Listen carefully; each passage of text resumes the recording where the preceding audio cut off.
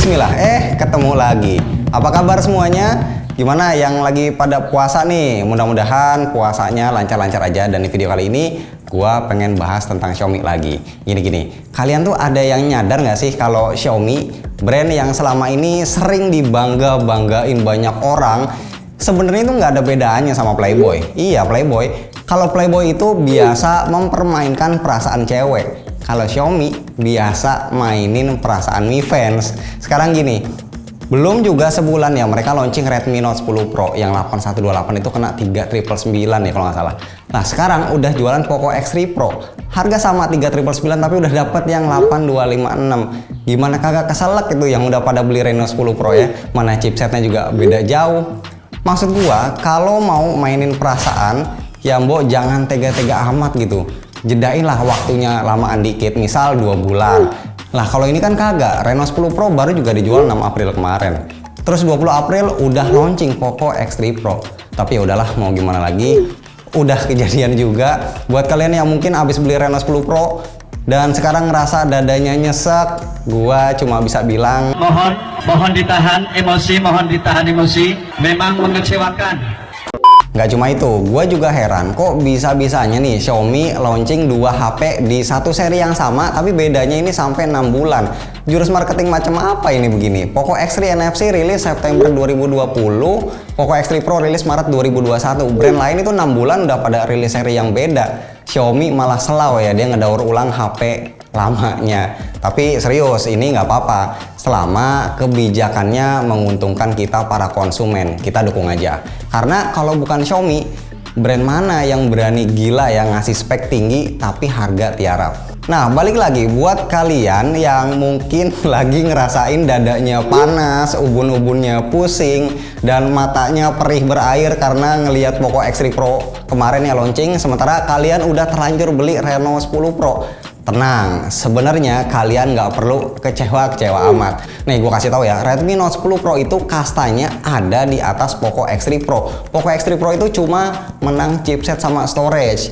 Nggak usah jauh-jauh, soal bodinya dulu aja deh. Reno 10 Pro jelas lebih handsome. Desain kameranya punya silsilah garis keturunan flagship Mi 11 series.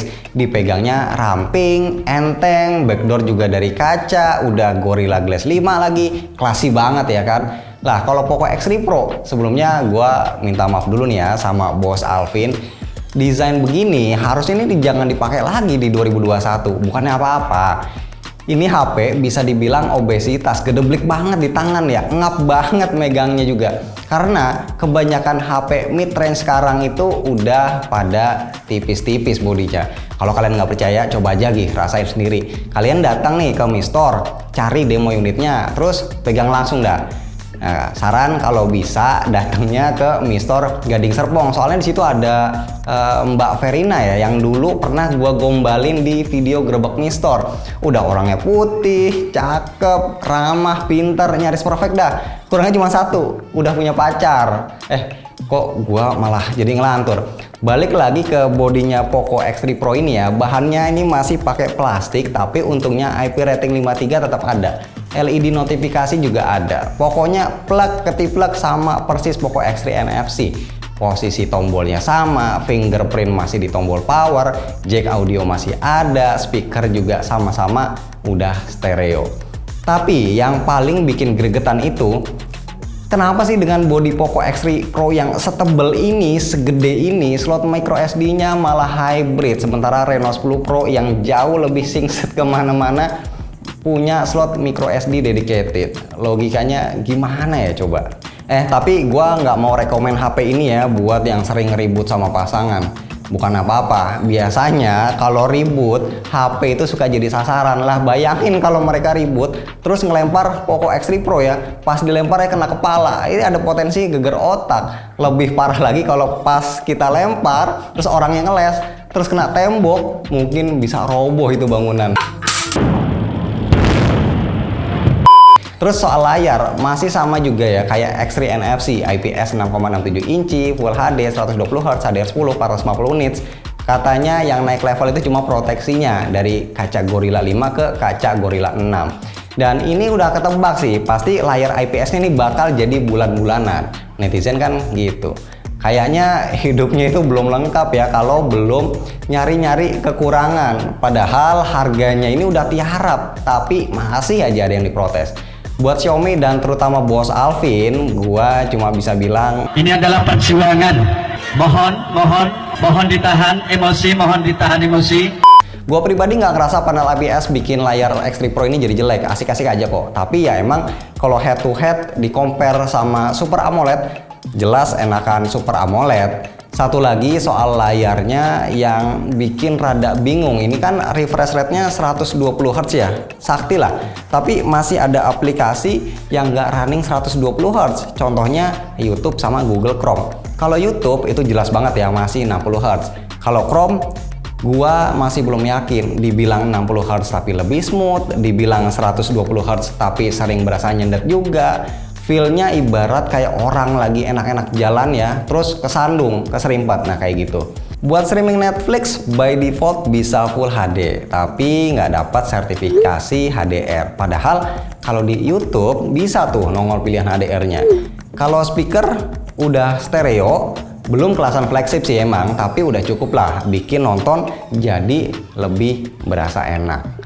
Sama baterainya juga nih, termasuk kuat. Masih sama kayak Poco X3 NFC ya, dikasihnya 5160 mAh 33 watt. Ya emang lebih boros sedikit sih kalau dibanding X3 NFC. Secara chipset X3 Pro ini lebih kencang, tapi gimana pun juga menurut gua tetap termasuk awet ya hitungannya.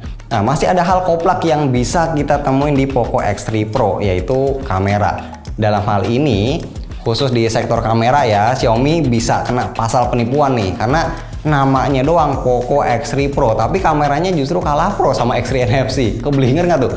Gua rasa ini sengaja ya di nerf kameranya, biar ada di bawah Reno 10 Pro, biar yang beli Reno 10 Pro itu nggak nyesek-nyesek amat.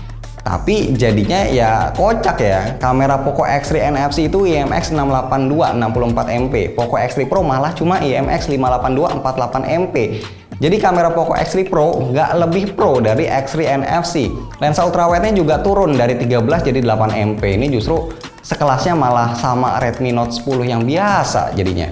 Tapi selalu aja masih ada secercah harapan.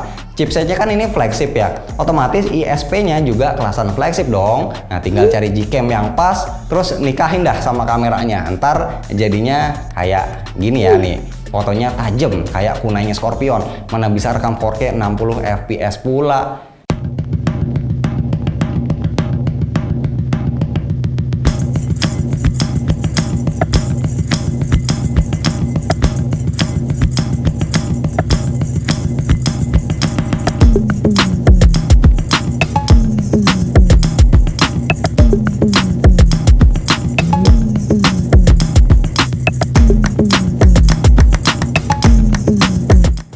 Oke, kita tes perekaman videonya. Ini di Full HD 60 fps. Oh, ini banyak angin barusan lewat. Nah, ini gua masih jalan. Oke, ini masih jalan. Cukup stabil ya kalau di preview. Oke, angin lagi. Dan sekarang kita lari. Wih, masih stabil ternyata. Dan kita bisa zoom juga ya. Ini dan cukup smooth untuk zoom. Mantap. Nah, sekarang kita switch ke 4K 30 fps. Dari previewnya juga ternyata masih cukup stabil. Sedang kita lari. Oke. Anginnya banyak, anginnya kencang, enak adem. Oke. Kalau yang sekarang ini gue coba pakai ultrawide, tapi mentok di Full HD 30 fps aja jadinya. Turun resolusi dan frame rate-nya. Oke. Seperti ini hasilnya. Nah, kalau buat ngevlog, aduh, handphone China emang begini ya, mentok di Full HD kebanyakan, dan ini pun cuma 30 fps aja, jadi jomplang banget sama kamera belakangnya. Hasilnya seperti ini. Kalaupun ada hal yang bisa disombongin dari sebuah Poco X3 Pro, nggak lain nggak bukan adalah speknya. HP 3 jutaan baru resmi pakai Snapdragon 860. cuma Xiaomi yang bisa begini. Makanya pas launching kemarin, Ki Gendeng Alvin sampai bilang ya, saya melihat banyak smartphone lain berkeringat dan menangis.